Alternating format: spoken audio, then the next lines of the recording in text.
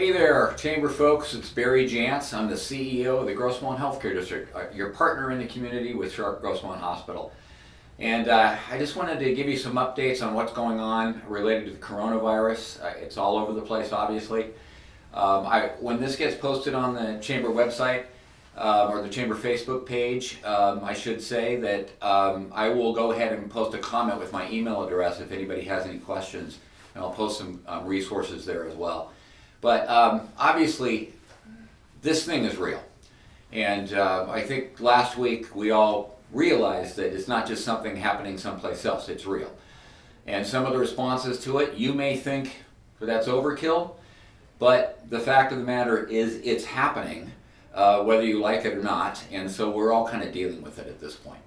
But I think there's a lot of room for hope and a lot of room for positives here. And part of that is, if you look at some of the statistics in other countries, and I don't want to get too in the weeds, but Italy, the mortality rate in Italy is pretty staggering. Yet, if you look at South Korea, where they've had a number of cases as well, the mortality rate is very low. And I think that points to some real positives in that we can't get into all the differences, in those different countries, but there are some significant differences. And it points to the ability for some countries to have gotten in front of this thing as quickly as possible. And that's really what we're trying to do here in the United States right now, is get in front of this thing before it gets out of hand. But the fact of the matter is, when it comes to the things that are being suggested and mandated as far as containing this virus, those are realities. So we have to be smart. We have to do the right thing. We have to take the advice about this new word we didn't even know 2 weeks ago, and this social distancing. All right, everyone's heard it now. But it's important to take those things seriously. It's not only important to wash your hands and keep your hands off your face. Obviously, we've all heard that. But the reason for it, because a lot of folks still want to say, well, this is really just the flu. We've had hundreds and thousands of years for the human race to develop immunities against the flu. There's no vaccine here. And some of you say, well, I don't get vaccinated for the flu. Yes. But the human race has developed immunities against the flu. This is brand new, and that's why the ability to transmit this virus is so significant, and that's why we have to do the things we're doing. So I'm saying be smart.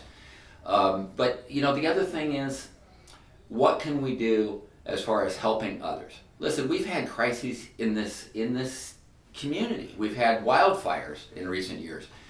A few years ago, we had 9/11. Okay, that wasn't in this community, that was someplace else, and I understand that. Some of these things are someplace else, or some of these things are a one-day event and it ends. This is more widespread. But in those instances, the nation and the community, what did they do? They came together and we helped each other. We weren't fighting over toilet paper at the time.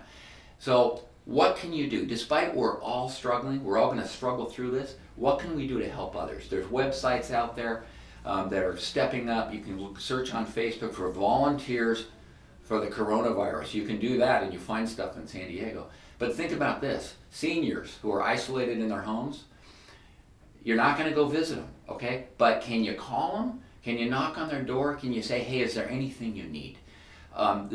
It's not only about what our struggles are, it's about this entire community. So I hope we can all kind of step up and find a way, while we're struggling with it, to also find a way to help someone else. And I really think about those seniors that are so isolated that they may need a phone call. Can you go get them some groceries? Can you do something for them? So that's it. I thank everyone for supporting the Chamber, and I just want to say, hey, bless you all for what this community is going through, and be strong and be smart, and we'll get through this together. Thanks.